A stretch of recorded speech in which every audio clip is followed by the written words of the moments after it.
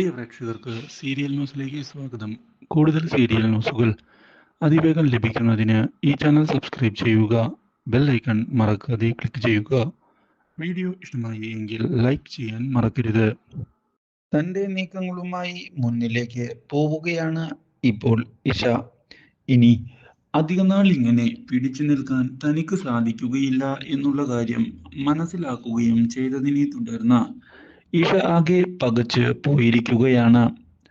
തന്റെ പ്രഗ്നൻസിയുടെ കാര്യം എന്തായാലും അച്ഛൻ അറിയും, ആ കാര്യം ഉറപ്പാണ്. പക്ഷേ എങ്ങനെ തൽക്കാലത്തേക്ക് ഈ കാര്യങ്ങൾ ഹാൻഡിൽ ചെയ്യും എന്നതാണ് ഇപ്പോൾ ആലോചിക്കേണ്ടത്. വിചാരിച്ചതുപോലെ ഈസി ആയിരിക്കുകയില്ല കാര്യങ്ങൾ എന്നുള്ള കാര്യവും സത്യം തന്നെയാണ്. കൃത്യമായി കാര്യം പ്ലാൻ ചെയ്ത് വേണം മുന്നിലേക്ക് പോകാൻ. എന്ത് ചെയ്യണം എന്ന ചോദ്യം മാത്രമാണ് ഇപ്പോൾ മുന്നിൽ ബാക്കിയാകുന്നത്.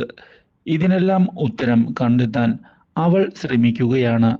പക്ഷേ ഇതിനിടയിലാണ് ഇഷയുടെ കാര്യങ്ങൾ കൈവിട്ടു പോകാൻ ഇടയാകുന്നത്. സത്യങ്ങൾ മനസ്സിലാക്കുകയാണ് ഇപ്പോൾ ഇഷയുടെ ഭർത്താവായ രാഹുൽ. ഇതോടെ ഈ അവസരം മുതലെടുത്താലോ എന്ന് ആലോചിക്കുന്ന രാഹുൽ ഇഷയെ ചെന്ന് കാണുകയാണ്.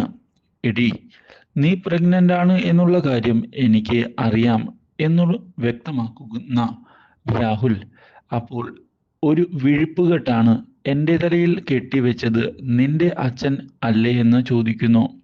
ഇത് കേട്ടതിനെ തുടർന്ന് മറുപടി പറയാൻ സാധിക്കാത്ത അവസ്ഥയിൽ വന്ന് നിൽക്കുകയാണ് അവൾ. എന്താണ് പറയുക? ഇതിനൊക്കെ ഉത്തരം പറയാൻ തനിക്ക് സാധിക്കുമോ എന്നീ ചോദ്യങ്ങൾ മുന്നിൽ വന്നതിനെ തുടർന്ന് ആകെ തകർന്നു പോയിരിക്കുകയാണ് ഇഷ. മാത്രവുമല്ല, ഇതേ തുടർന്ന് എന്നോട് ക്ഷമിക്കണം, ഞാൻ എന്തായാലും നിന്റെ ജീവിതത്തിൽ ഒരു ശല്യമായി വരുകയില്ല എന്ന് അറിയിക്കുകയും ചെയ്തതിനെ തുടർന്ന് രാഹുൽ അങ്ങനെ നിന്നെ വിട്ടുകളയാൻ ഞാൻ ഉദ്ദേശിക്കുന്നില്ല എന്ന് പറയുകയും ചെയ്യുന്നു. നിന്നെ എങ്ങനെയാണ് മുന്നിലേക്ക് നയിക്കേണ്ടത് എന്നുള്ള കാര്യം എനിക്ക് കൃത്യമായി അറിയാം. അതുകൊണ്ട് തന്നെ ഞാനത് ചെയ്യുകയും ചെയ്യും. നീ എൻ്റെ കൂടെ തന്നെ കാണും. അങ്ങനെ രക്ഷപ്പെട്ടു പോകാം എന്നുള്ള വിചാരമൊന്നും നിനക്ക് വേണ്ട. അതിന് ഞാൻ അനുവദിക്കുകയില്ല എന്നത് തന്നെയാണ് സത്യം. നീ എൻ്റെ കൂടെ ജീവിക്കും. അത് പറയുന്നത് ഈ രാഹുലാണ്. അത് ഈ രാഹുൽ ചെയ്തു കാണിക്കുക തന്നെ ചെയ്യും എന്ന വ്യക്തമാക്കിയതിനെ തുടർന്ന് ഇഷ എന്നെ ഒന്ന് വെറുതെ വിട്ടുകൂടെ എന്ന് ചോദിച്ചിരിക്കുകയാണ്. ഇത് കേൾക്കുന്ന രാഹുലാകട്ടെ, അങ്ങനെ സ്വത്തുക്കൾ വെറുതെ കളയാൻ എനിക്ക് വട്ടൊന്നും ഇല്ല. നീ ആ അഭിഷേകിന്റെ കൂടെ സന്തോഷിച്ച് ജീവിക്കാം എന്നാണ് കരുതിയത് എങ്കിൽ അത് ഒരിക്കലും നടക്കാൻ പോകുന്നില്ല. ഞാനത് സമ്മതിക്കുകയില്ല എന്നത് തന്നെയടി സത്യം. നീ ജീവിക്കുന്നുണ്ട് എങ്കിൽ അത് എൻ്റെ കൂടെയായിരിക്കും. നിന്റെ സ്വത്തുകളൊന്നും മറ്റാരെയും കൊണ്ട് അനുഭവിപ്പിക്കാൻ ഞാൻ തയ്യാറല്ല എന്ന് വ്യക്തമാക്കുന്ന അയാൾ ഇതേ തുടർന്ന് അവിടെ നിന്ന് ഇറങ്ങിപ്പോകുന്നു. മാത്രവുമല്ല, ഇതേ തുടർന്ന് അഭിഷേകിനെ ചെന്ന് കാണുകയാണ് രാഹുൽ. നീ ഇഷയുടെ കൂടെ ചേർന്ന് എന്നെ വഞ്ചിച്ച് എല്ലാ സ്വത്തുക്കളും തട്ടിയെടുക്കാം എന്നാണോടാ കരുതിയിരിക്കുന്നത് എന്ന് ചോദിച്ചതിനെ തുടർന്ന് അഭിഷേക് ആകെ ഒന്ന് ഞെട്ടിപ്പോയിരിക്കുകയാണ്. എനിക്ക് കാര്യങ്ങളൊന്നും മനസ്സിലായില്ല, എന്താണ് നീ പറയുന്നത് എന്ന് ചോദിക്കുകയും ചെയ്തതിനെ തുടർന്ന് ഒന്നും അറിയാത്തതുപോലെയുള്ള അവൻ്റെ അഭിനയം കണ്ടില്ലേ?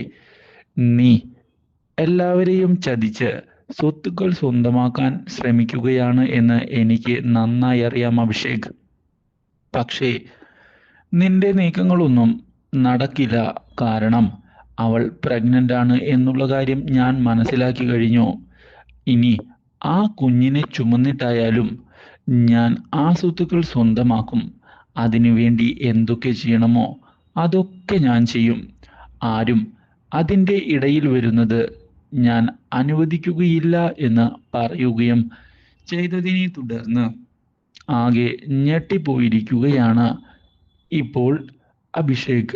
മാത്രവുമല്ല, തൻ്റെ കുഞ്ഞിപ്പോൾ ഇഷയുടെ വയറ്റിൽ വളരുന്നുണ്ട് എന്നുള്ള കാര്യം അറിഞ്ഞതിനെ തുടർന്ന് വളരെയധികം സന്തോഷിക്കുകയും ചെയ്തിരിക്കുകയാണ്. ഇഷയെ ചെന്ന് കാണാൻ ഇതേ തുടർന്ന് അഭിഷേക് ശ്രമിക്കുമ്പോഴാണ് അതിന് തടസ്സം ഇട്ടുകൊണ്ട് രാഹുൽ മുന്നിലേക്ക് കടന്നു വരുന്നതും കുഞ്ഞ് ഇനി എൻ്റേതാണ് എന്ന് പറയുന്നതും. ഇതോടെ പുതിയൊരു വഴിത്തിരിവാണ് വന്ന് സംഭവിക്കുന്നത്. Do like, share and subscribe.